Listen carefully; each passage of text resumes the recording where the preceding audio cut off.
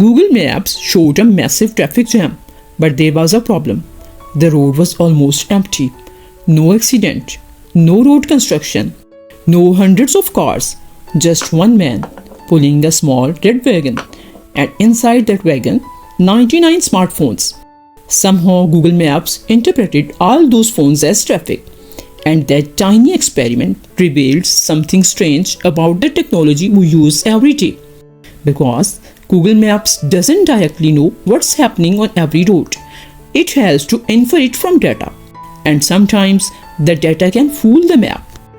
To understand what happened, you have to understand how Google Maps estimate traffic. Your phone can provide location information while you are moving. Google can combine aggregated, anonymized location data with other sources to estimate how traffic is moving. Normally, that's incredibly useful. Hundreds of phones moving along a road are usually hundreds of people inside cars, and if those devices start moving slowly, the system has a good reason to suspect congestion. But there is a hidden assumption. The system is interpreting the movement of devices as evidence of what's happening on the road. And Simon Weckert wondered, what if the phones moved but the cars didn't? So Weckert gathered 99 phones. He placed them inside a small red wagon and pulled the wagon through Berlin. One person, one wagon, 99 phones. At first, Google Maps didn't react. But as the phones continued moving together, the system eventually interpreted the unusual concentration of devices as traffic. And then, the road turned red. Google Maps was displaying congestion on a road that wasn't experiencing anything close to a normal traffic jam. The experiment hadn't hacked Google servers, it hadn't changed the map manually, it had simply created a strange pattern of location data and let the system interpret it.